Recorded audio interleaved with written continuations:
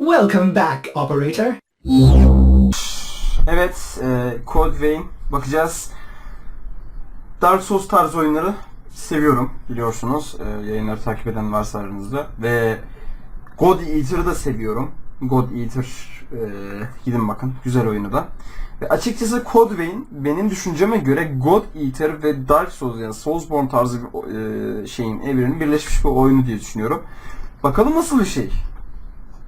Fragmana bakalım. Release date trailer. Ne zaman gelecek bu oyun? Lanet olası.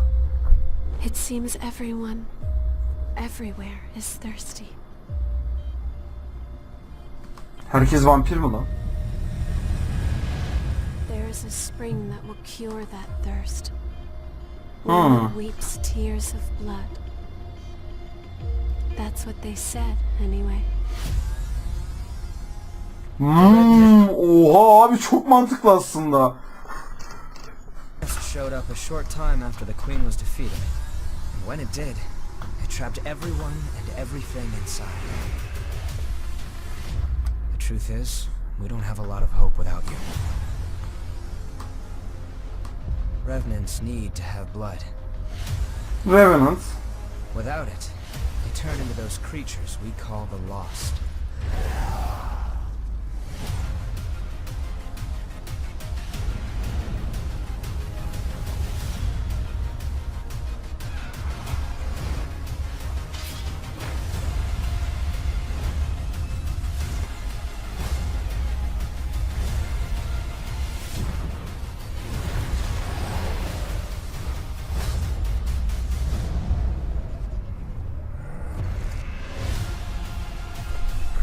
Pekka? Pekka ekran kapandı. Çok mantıksız geldi direkt yani aklıma Pekka geldi şeyden. Clash of Clans'tan.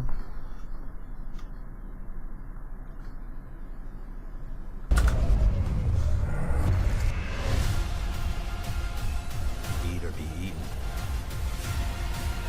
If those are our only two options, I choose to eat. Two options. Diğerlerinin gözleri hep kırmızıydı. Bunun gözü niye mavi? I choose to eat. Tamam. I choose. Choose to eat. Tamam. Bir de gameplay traileriniz var. Hemen oradan hızlıca geçip bakacağız nasıl bir şeymiş. Here to talk to you. First of all, Dave, how many Ks can you see? Is there four? Okay. Hadi hadi. Which, if you don't know, is kind of a hardcore action RPG in the kind of Soulsborne tradition. But the difference is the style of it. It's kind of like Soulsborne tradition. But the difference is Hinata? the style of it. It's kind of like got this anime aesthetic, and it's as part of that, these are all the kind of presets you can have. Ve karakter oluşturma kısmı gerçekten detaylı olduğunu biliyorum. Your custom character, and these are all the different sliders and kind of options that you have. O neydi Presets lan? You can have for your custom character, and these are all the different Başlar başlamaz da oraya ellemezsin ya. sliders and kind of options that you have. It's very deep. It's really deep, isn't it? I mean, I actually fear a character creator because there's decisions to be made, but really deep, isn't it? I mean, İnsan bir bakardı ya, bir gösterirdi ne yapıyorsun abi. Ama şapka geçirme olduğunu I biliyorum. actually fear everybody else. Beautiful as mine. You can get into the story in the background, and the story in the background is that hacking up in the and the first kind of bit of the game which I've now played is just about Girl in White. Kesinlikle Firekeeper işleri görecek oyunda. learning what for some kind of using a power. Is the good ones are called revenants. The people who come first, which is generated by this. So you become a lost, which is a monster. Okay. There aren't many humans left in the world. Blood class kind of in the story is the Yeni class doğanlar. as well as Kaç the class? shift blood codes. And Bloodshot, Blazing Roar, you can Dark Impulse, basically change Weapon Drain Rating Up. class on as well, and these are Tamam. well, look, here are me using some. This one is just an attack move, for example. You can see on the kind of the diamond shaped things on the bottom right hand side, that's me activating it. I've activated a health Stranger. boost there, which has taken my life away and given it to my Companionlarımız da var. are going to be better for using different gifts. Like Right. the caster one is obviously better for using ranged attacks and those sorts of things. But you can use gifts with, you know, across classes. Some of them you won't have the right stats to do it. Okay.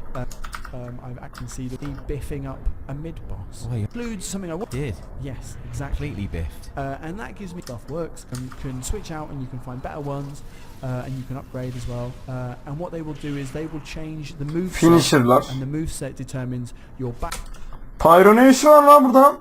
Team Fortress'taki Pyro'yu buraya düşman etmişler. stab, parry. This is a parry, and also what's called a blood drain move, which is a charged attack. And whichever veil you're wearing will change that Bloodborne ama vampirlerle birlikte. attack. So there you Oh wait. Neyse. had a big this attack, and it's gonna. In the damage it does, etc. Well, the blood veils can be better Queen 2'miz de var, tamam. Yani Tokyo Ghoul'a kayması olmuyordu. or worse than each other, and then yeah, their attacks. And again, it can depend on your class, Right. and they will add up to being more or less damage. You're right. Ciddi ciddi Queen 2'miz var. Also, you can see the attacks there at the bottom right. They're earning the ichor, which is what is used every time I'm using a gift. Right, got It's you. like the consumable. Moving into number 4, just general combat. Just want to talk about general combat, which you may have guessed from like dark getting your Keep track of. give it to you. So you determined by the same is there, but the gift.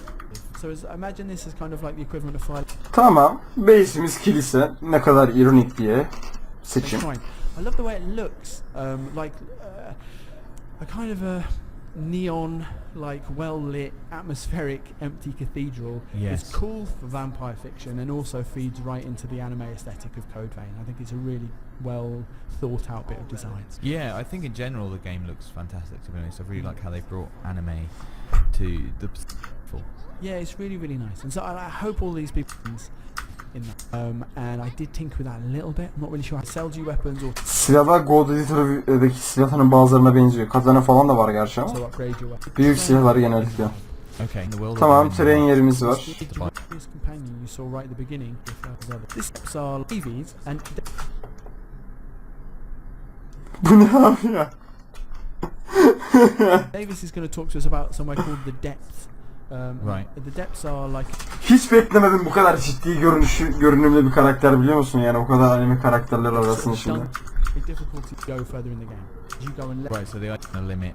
reclaim oh, but look at Lewis with the clutch heel. Oh, He's nice. got me up. Lewis, Thanks, that was Lewis. selfless. I It don't know if was. that was wise, Lewis, but Well, Unka yeah. throughout this. from the hub choke and he Tamam. all the way back. I've run out. It's like later on this is sadly what remains of lovely Oliver Oh from no. earlier on. His mask he was very chirpy. His mask got knocked a little bit and he was like, "Don't worry, leave me here. I'll be fine."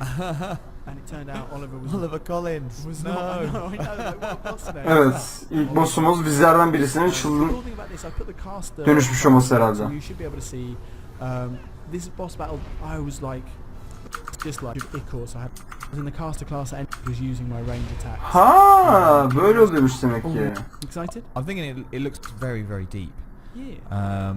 And I think that I'd like to give it a go, basically. But I'm mid. That's what I'm- Let's do Sekiro. So I'm yeah. gonna platinum secure this. Okay. Knowing the and then play this. Yeah, that's the answer. Evet, inşallah Best Studio from the Stones diyor. Büyük ihtimalle biz ondan uzak durmayacağız. Neyse. Evet, Code Vein güzel gözüküyor.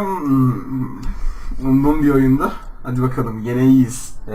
Başka bir videoda görüşmek üzere. Kendinize iyi bakın ve hoşça kalın.